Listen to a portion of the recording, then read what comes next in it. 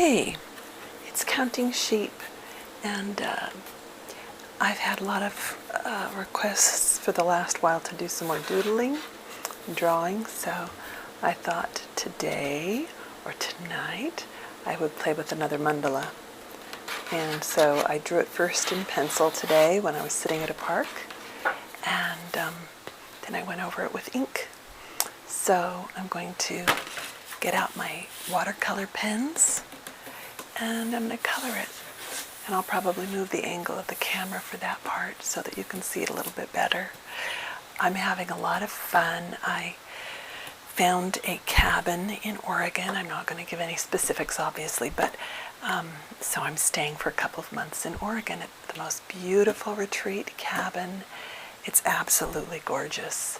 So I've been saying all year to myself, I'm pretending I'm moving to Oregon, and I'm here at least for a little bit, and it's really incredible. They're having a bit of a drought, but it's still so green and lush and beautiful, and I really love it. So, all right, I'll come back to you in a bit. Well, let's see, maybe I'll open my pens so that you can see them. I've got two kinds of watercolor pens, and they're what I'm going to use. So these pens are called, let's see, what are they called? Winsor and Newton watercolor markers. In storage, I have all of my chart pack pens that are not watercolor, but I love the way they work. They're the ones I use for landscape architecture, but I got some of these just at Michael's, and I've got some others too.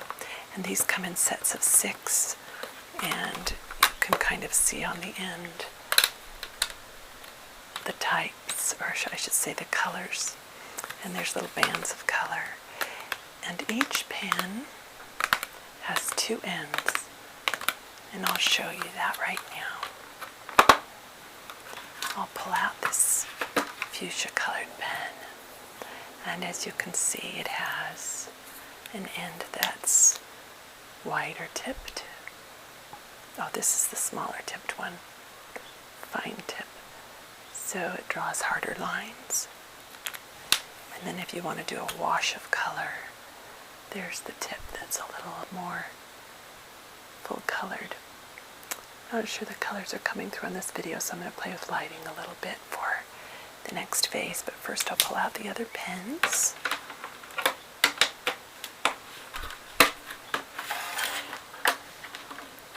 This is a whole set from the Artist's Loft that I also got from Michael's.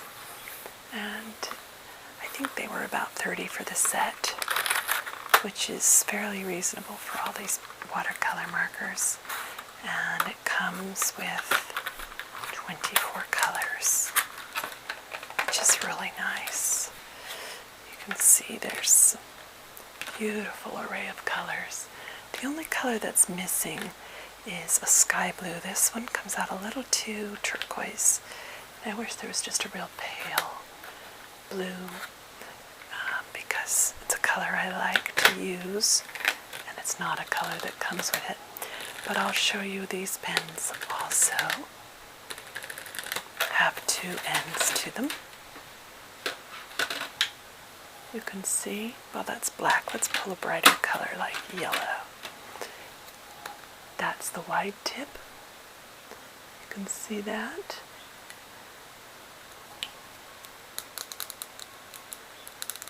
And then here's the fine tip. You can see that, yeah?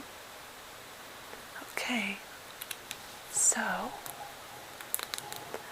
going to play with those in just a minute. We'll come back to you.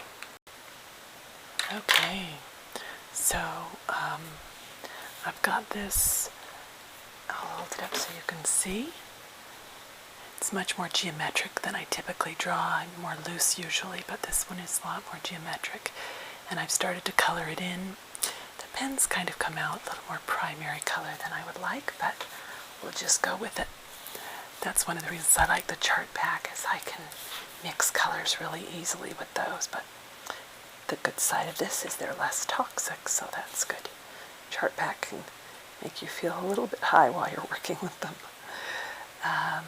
because of whatever they make them with. So mandalas, and some people say mandala, but the actual pronouncing dictionary says mandala, so I'm going to call them by that name. You can meditate on what you want to draw. You can think about an issue you're having, and then if a symbol comes to mind, you start to draw that symbol and play with it. And sometimes it's, circular. Sometimes it's not. Sometimes it's just a drawing of any kind. But this one is circular, so, and I'm going to keep playing with this. This is the lightest blue that came in the pack. Unfortunately, it's not as light as I would like. I really wanted a nice pale blue, but this one's just a little more of a turquoise than I would have shot for. All right, and I'm just going to keep turning it. This almost looks like a compass or something. Maybe that's where it's coming from in my subconscious, is that I'm moving in a new direction, and so maybe this is my compass for my new direction. It's a nice thought anyway. So here we go, and I'm just going to bring this down into that pointy tip. Great, just one more to go. And then I will probably fill in these stripes, the white of these stripes, with something else. And I wish that this made more noise on the paper. These pens don't make any noise on the paper, and I know that that can be very calming. But unfortunately, these just are such a soft tip that the tip just kind of is softly absorbed into the paper, the color and the tip, because the paper actually has a bit of texture. Typically when I do mandalas, I'll do them on black. I think I've got another video in my some of my older videos, and gosh, I just made it over the 1 year mark very recently, so that's kind of fun. Anyway,